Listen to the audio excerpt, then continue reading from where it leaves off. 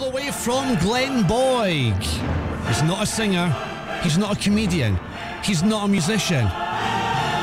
Probably the first time ever we've had this act perform on Real Radio.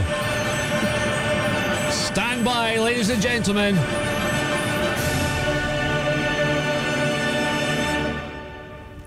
It's Brian McNee, a resident poet, and probably the first poet we've ever had on Real Radio.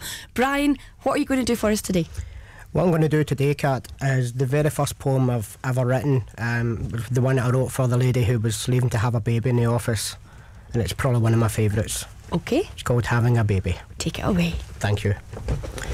The panic, excitement, the will she, oh maybe, and that was only the making of baby. Now 9 months on, and baby will shout, Mummy, Daddy, I want to come out. The who has the cases, and where are the keys? The hurry up, darling, I'm crossing my knees. The hospital trip, so peaceful and calm. The did you remember to set the alarm? The hospital sign, a most welcome sight, in morning or evening, but usually night. Delivery room, the matron will shout, the hours and hours of Dad hanging about, the pushing and squeezing till finally, pop!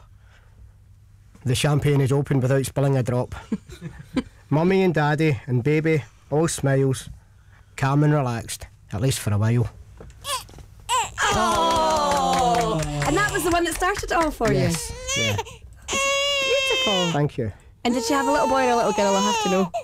You don't even know. I think it was a little girl. I'm pretty sure it was a baby. Yeah.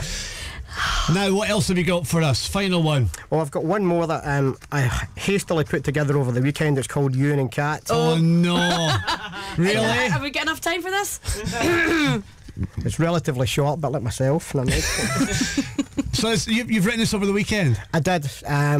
Michael, I think, phoned me on Friday and asked me if I could throw something together. So basically, it's Michael's fault. Thanks, Michael. No worries. All right, I'm a bit worried about this one, but here we go. Ewan and Cat, the poem. Okay, here we go, folks. We used to wake up for our work feeling flat, but now we're awakened by Ewan and Cat. The mixture of music, humour and style send us to work with a laugh and a smile. From Scotch, the name Ewan, whose traditions run deep, translates as man who worries the sheep. Travels the globe, seeking fortune and fame. Now he's back home and on top of his game. As a young lass, Cat worked at a vet, to avoid, I presume, forking out for a pet. Till once in a day, she let all the cats out. Her intentions were good, but with that there's no doubt.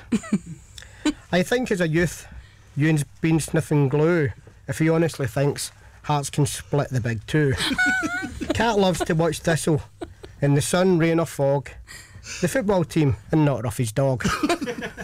We went to the panto, but the kids were quite wary of a man in high heels who was dressed as a fairy.